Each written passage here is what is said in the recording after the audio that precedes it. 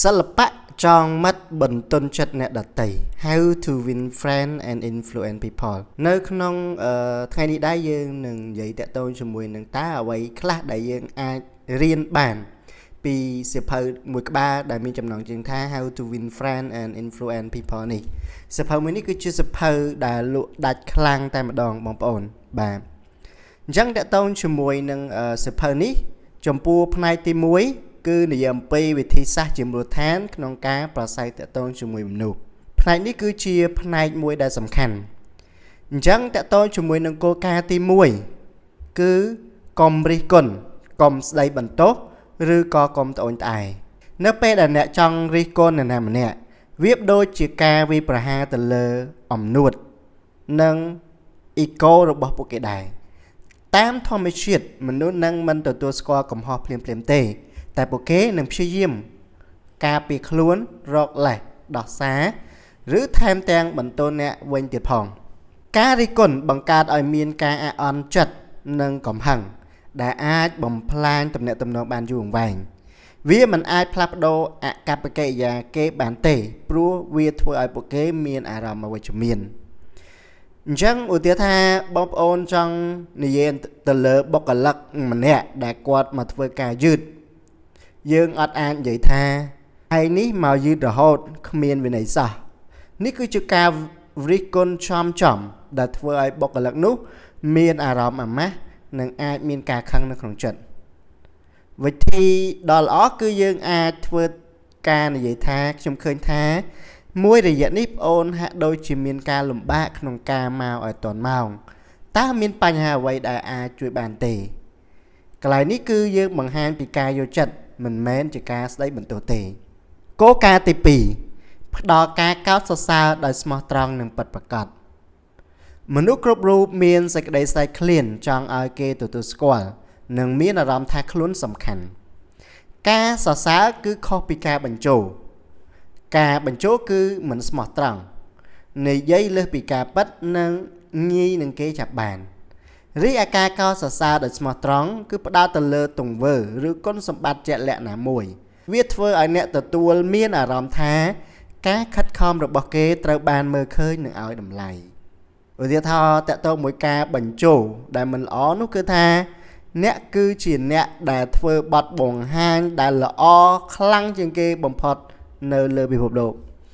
អានេះគឺបញ្ជោពេកហើយបងប្អូនបាទអញ្ចឹងយើងអាចនិយាយតាក់ទងជាមួយនឹងការសរសើរដោយស្មោះត្រង់ប្រាប់គេវិញដូចជាថាខ្ញុំពិតជាចូលចិត្តរបៀបដែលអ្នកប្រើប្រាស់ទិន្នន័យក្នុងបទបង្ហាញមុននេះណាវាធ្វើឲ្យចំណុចដែលអ្នកចង់ឲ្យកាន់តែច្បាស់និងកាន់តែគួរជឿជាក់នេះគឺជាតាក់ទងជាមួយនឹងការបង្ហាញនៅភាពជាក់លាក់និងបង្ហាញថាយើងពិតជាបានយកចិត្តទុកដាក់ទៅលើការស្ដាប់គឺជាការសរសើរដោយស្មោះត្រង់ចំពោះគោលការណ៍ទី3គឺបណ្ដុះឲ្យអ្នកដទៃមានចិត្តចង់ធ្វើនៅអ្វីដែលអ្នកចង់បាននេះគឺជាអាចកំបាំងដ៏ធំបំផុតនៃអត្តពលមនុស្សធ្វើអ្វីមួយដើម្បីតែប្រយោជន៍ឬបំណងប្រាថ្នារបស់ខ្លួនឯងតែប៉ុណ្ណោះដូច្នេះដើម្បីឲ្យអ្នកណាម្នាក់ធ្វើតាមអ្នកត្រូវតែឈប់ពីអ្វីដែលអ្នកចង់បានហើយចាប់ផ្ដើមគិតពីអ្វីដែលពួកគេចង់បានបន្ទាប់មកភ្ជាប់បំណងប្រាថ្នារបស់ពួកគេទៅនឹងទង្វើដែលអ្នកចង់ឲ្យពួកគេធ្វើឧទាហរណ៍អ្នកចង់ឲ្យកូនរបស់អ្នកញ៉ាំបន្លែវិធីខុសគឺញ៉ាំបន្លែទៅបើមិនញ៉ាំទេម៉ាក់វាយឥឡូវហើយនេះគឺជាការបង្ខំវិធីដែលត្រឹមត្រូវគឺ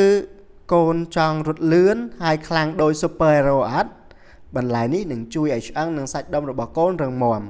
ដើម្បីឲ្យកូនខ្លាំងដោយ Superhero នេះគឺជាការភ្ជាប់ការញ៉ាំបន្លែទៅនឹងបំណងប្រាថ្នារបស់ក្មេងអញ្ចឹងចំពោះផ្នែកទី2គឺនិយាយអំពីវិធី6យ៉ាងដើម្បីធ្វើឲ្យមនុស្សចូលចិត្តអ្នកផ្នែកនេះគឺផ្ដោតទៅលើការកសាងមន្តស្នេហ៍ផ្ទាល់ខ្លួននិងបង្កើតមិត្តភាពយ៉ាងឆាប់រហ័ស1ចាប់អារម្មណ៍លើអ្នកដទៃដ៏ស្មោះត្រង់មនុស្សដែលរស់រាយបំផុតគឺជាមនុស្សដែលចងចាំថ្ងៃខួបកំណើតមិត្តភក្តិព្រមទាំងសួរនាំពីសុខទុក្ខគ្រួសារនិងបញ្ហារបស់ពួកគេការធ្វើបែបនេះបង្ហាញថាអ្នកខ្វល់ពីពួកគេ mình mến trăm tay chỉ nẹ score khné thom đá tê tí pi nhồi nhầm snap nhồi nhầm cứ vía ban bằng cát át tần ấy chỉ tràn vía prap tần nẹ đã tay thả nhóm rị rì để ban chụp nẹ nhóm rị rì nâng miên ở ròm ló nông ca này giấy rì có sẵn tần ấy cho mùi nẹ tí 7 chong chăm chmua manu chmua cứ chi tạ sân nhàn rồi bỏ manu nẹ cá chong chăm nâng hai chmua kê bàn trầm trứ cứ chia ca bắt đó cất ở dụ đỏ thổng mùi viết bằng hành thà nẹ bàn dọc chất tục đá nâng bộ kê chia bọc cồn mà nẹ P là nẹ plech chmua kê viết priếp đôi chỉ nẹ cầm bông prap kê thá nẹ mình sơ sầm khăn sầm ráp khiểm tề tí buồn thơ chia nẹ đáp đào lọ ní cứ chia chùm niên đào miên át tiệp bột bóng phật mình nụ phía tràn cho chất này giấy bị khốn ảnh nếu P đã nẹp đó ca dốc chất tốc đặng mùi rối phía rốiក្នុងការស្ដាប់ដោយមិនគិតតែពីរឿងដែលឆ្លើយតបគឺអ្នកកំពុងតែផ្ដល់ពួកគេនៅអ្វីដែលពួកគេចង់បានបំផុតនោះគឺការទទួលស្ដាប់អ្នកនឹងខ្លាចជាដៃគូសន្ទនាដែលគេចង់និយាយជាមួយបំផុតទី5និយាយពីអ្វីដែលអ្នកដទៃចាប់អារម្មណ៍មុននឹងជួបនរណាម្នាក់គួរតែចំណាយពេលបន្តិចដើម្បីដឹងថាគេចូលចិត្តអ្វីបើអ្នកដឹងថាគេចូលចិត្តលេងកីឡាវាយកូនបាល់ចូលចាប់ផ្ដើមសន្ទនាដោយសួរពីកីឡានោះផ្លូវដែលលឿនបំផុតឆ្ពោះទៅកាន់បេះដូងរបស់មនុស្សគឺការនិយាយអំពីអ្វីដែលពួកគេស្រឡាញ់ទី6ធ្វើឲ្យអ្នកដទៃមានអារម្មណ៍ថាពួកគេសំខាន់ដោយស្មោះត្រង់ប្រើពាក្យដូចជាខ្ញុំសូមអរគុណចំពោះជំនួយរបស់អ្នកខ្ញុំត្រូវការយោបល់របស់អ្នកលើផ្នែកនេះគំនិតរបស់អ្នកពិតជាល្អណាស់ពាក្យពេចន៍ទាំងនេះបញ្ជាក់ពីតម្លៃរបស់ពួកគេនិងធ្វើឲ្យពួកគេមានអារម្មណ៍ល្អចំពោះខ្លួនឯងនិងចំពោះអ្នកផ្នែកទី3វិធីធ្វើឲ្យអ្នកដទៃគិតស្របតាមអ្នកផ្នែកនេះបង្រៀនពីសិល្បៈនៃការបញ្ចុះបញ្ចូលដោយគ្មានការបង្ខិតបង្ខំទី1ជៀសវាងការចចែកតវ៉ាអ្នកមិនអាចឈ្នះការចចែកតវ៉ាបានទេបើអ្នកចាញ់គឺអ្នកចាញ់ហើយបើអ្នកឈ្នះអ្នកបានធ្វើឲ្យភាគីម្ខាងទៀតអន់ចិត្តដែលធ្វើឲ្យអ្នកបាត់បង់គេដូចគ្នាដូច្នេះអ្នកឈ្នះតែលើទ្រឹស្ដីប៉ុន្តែចាញ់ក្នុងទំនាក់ទំនងទី2គោរពយោបល់អ្នកដទៃកុំនិយាយថាគេខុសការនិយាយបែបនេះគឺជាការប្រកាសសង្គ្រាមបែបបញ្ញាវានឹងធ្វើឲ្យគេបាត់ទ្វារចិត្តភ្លាមហើយព្យាយាមការពារជំហររបស់ខ្លួនទោះបីគេខុសក៏ដោយចូលប្រើឃ្លាថាខ្ញុំយល់ពីទស្សនៈរបស់អ្នកប៉ុន្តែខ្ញុំមានគំនិតម្យ៉ាងទៀត3បើអ្នកខុសត្រូវសារភាពភ្លាមការធ្វើបែបនេះបញ្ឈប់ចំនួនបានភ្លាមវាក៏បង្ហាញពីភាពក្លាហាននិងភាពស្មោះត្រង់របស់អ្នកដែលធ្វើឲ្យភាគីម្ខាងទៀតមានចិត្តទន់ហើយងាកមកយកយល់អ្នកវិញទី4ចាប់ផ្ដើមដោយភាពជាមិត្តទោះបីអ្នកកំពុងខឹងក៏ដោយចូលព្យាយាមចាប់ផ្ដើមនិយាយដោយពាក្យសម្ដីផ្អែមដំណក់ទឹកឃ្មុំមួយដំណក់អាចចាប់រុយបានច្រើនជាងទឹកខ្មេះមួយធុង5ធ្វើឲ្យគេនិយាយថាបានឬក៏ចាស់ភ្លាមចាប់ផ្ដើមសន្ទនាដោយលើកចំណុចដែលអ្នកទាំងពីរយល់ស្របគ្នានៅពេលដែលមនុស្សម្នាក់និយាយថាបានច្រើនដង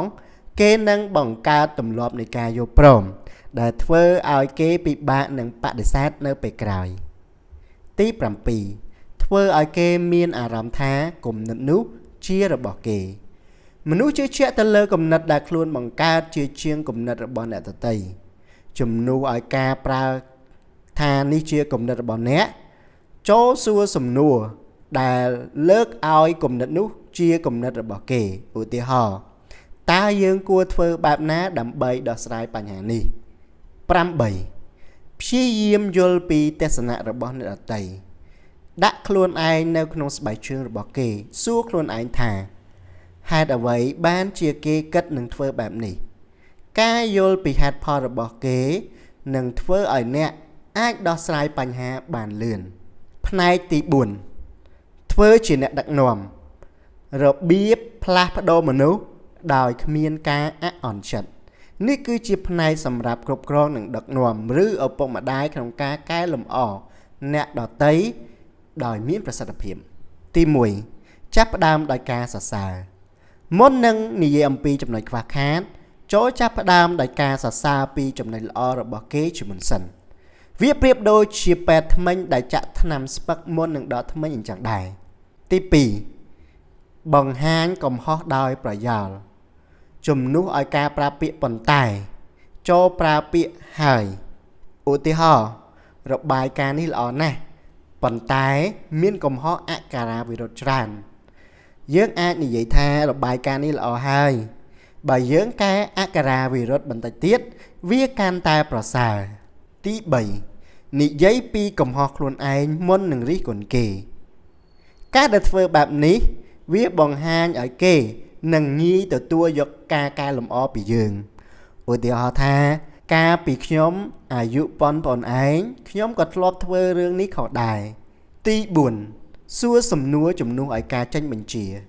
ការចេញបញ្ជាធ្វើឲ្យមនុស្សមានអារម្មណ៍ថាមិនល្អការសួរសំណួរធ្វើឲ្យពួកគេមានអារម្មណ៍ថាពួកគេបានចូលរួមសម្រេចចិត្តឧទាហរណ៍ការបញ្ជាទៅធ្វើការងារនេះឲ្យហើយភ្លាមទៅសំណួរតើបងអូនគិតថាយើងគួរតែចាប់ផ្ដើមការងារឥឡូវនេះដើម្បីឲ្យវាទាន់ពេលទេទី5សរសើរគេរាល់ការរីកចម្រើនត្រូវលើកទឹកចិត្តគេនៅពេលដែលពួកគេមានរីកចម្រើនតិចតួចក៏ដោយកុំចាំរហូតទាល់តែគេធ្វើបានល្អឥតខ្ចោះទើបសរសើរទី6ផ្ដល់គេឈ្មោះល្អដល់គេប្រាប់គេថាអ្នកជឿជាក់លើគេថាគេពិតជាមនុស្សដែលមានទេពកោសល្យជាមនុស្សល្អជាមនុស្សប្រកែកជាមនុស្សព្យាយាមអញ្ចឹងទាំងអស់នេះសុទ្ធតែជាចំណុចល្អដែលយើងអាចរៀនសូត្រក៏ដូចជាអាចសិក្សាពីសៀវភៅសិល្បៈចងមិត្តបន្ទន់ចិត្តអ្នកដទៃឬជាភាសាអង់គ្លេស How to win friend and influence people ហើយខ្ញុំសង្ឃឹមថាវីដេអូមួយនេះនឹងជួយឲ្យបងប្អូនយល់ដឹងបានកាន់តែច្រើនហើយកុំភ្លេចជួយធ្វើការចុច like និងធ្វើការចុច subscribe សូមអរគុណជួបគ្នានៅវីដេអូក្រោយ